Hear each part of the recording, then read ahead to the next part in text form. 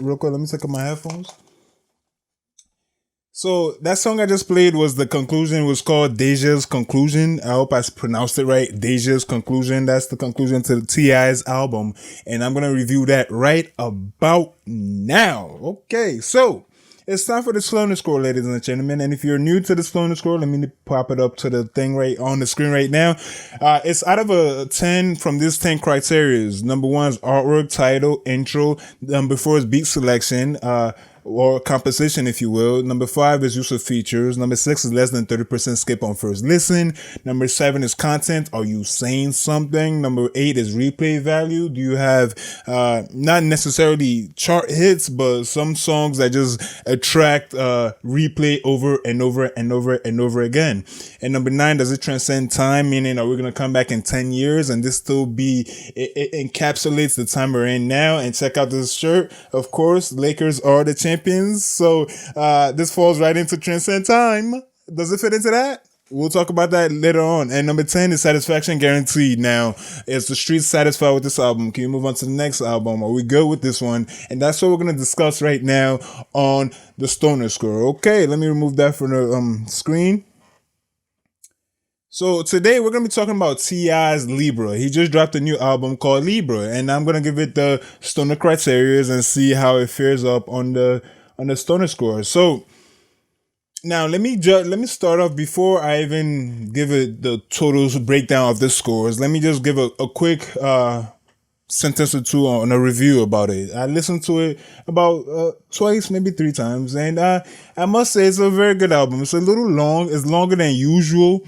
What people it should have called it deluxe. It probably is called deluxe because everybody's doing the deluxe game now. But it was 20 songs long, so it's an investment. And does it everything flow together on the Stoner Score? Let's see. Okay, so number one is artwork. Now let me inspect the artwork right now, and it's called Libra. So I'm guessing it's talking about the cosmo. I was gonna say cosmotic. It's not a real word. I was gonna say it's cosmotic. Haha.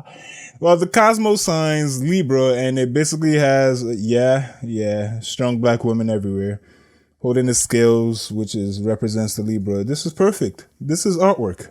Yeah, the artwork is a go. Number one is a go. The title, Libra, it's a go. It goes well with the artwork. It's a go. All right. So the intro, this was very, very good. The intro tied everything in.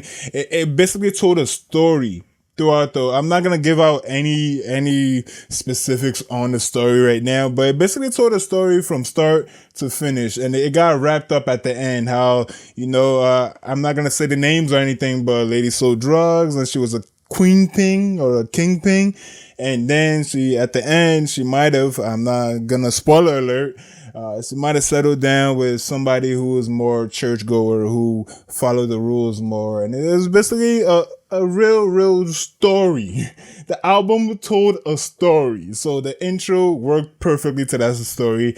So number four is beat selection. Now the composition flowed very well. The beats went from track to track. Everything flowed perfectly. So the beat selection is a check on that one. The use of features, number five. Yes, he used very, very good features on this that tied in very well. John Legend was one of them. I don't want to go through all his list of features, although I just might.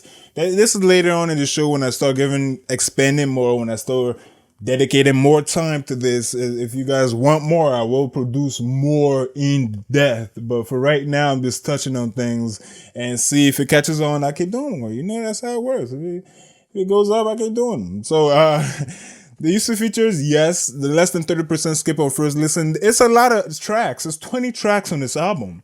So would you skip, what's that? How many 30%? I don't want to do the math because, this is the Rolling Stoner podcast. I don't come out here trying to do math, but I skipped a lot less than 30% of that. I might have skipped one maybe. And it went so well that when it got to track number 10, track number 20, I didn't really realize that it was already 20 tracks in, right? So everything flowed very, very, very well. I didn't feel the need to skip anything on this album. So that's another check mark on that. Content, is he saying something? Let's be honest, I don't, him particularly, he was not saying much, but I did say there's a story inside this album. So there's a real story inside this album. So that's kind of the flip side, because the artist T.I. wasn't saying much on this album, but the album was given a whole story from start to finish, from intro to conclusion, literally. So I'll have to give it on content. Is it saying something? I'll have to give him content, because it was a lot of content in this album, and it's a very strong black woman message in this album, which I really like. So the replay value is, there some songs I'm gonna listen to over and over and over and over and over again. If this has to live with somebody to find that, I would say no. Replay value, I would say it is not a huge amount of replay value on this album, and I don't mean replay value as in playing the whole album again. I mean replay value as in a few songs that are just attract you to listen over and over and over again. And this album did not do that for me personally. All right, so does this album transcend time? Or are we gonna listen to this a little while from now and be like, okay, this brought us there, brought us back to, my Lakers winning the championship. I'm gonna say that again because my Lakers won the championship and I got the shirt right now. Lakers won 2020, baby. All right, so that has nothing to do with T.I.'s album. So does this album transcend time? There's a story in this album which I really, really like. I really, really enjoyed. But does it transcend time? Am I gonna come back in a decade from now, remember this album, and bring me right back to this time that I am right now? My Lakers winning the championship. Personally, this album does not do that for me. So that's another dub on that. So number 10 is satisfaction guaranteed on this album. Are the streets satisfied with this album? Or, is T.I. good to go for another decade or so without bringing out an album? Yeah, satisfaction is guaranteed with this album. 20 songs is plenty.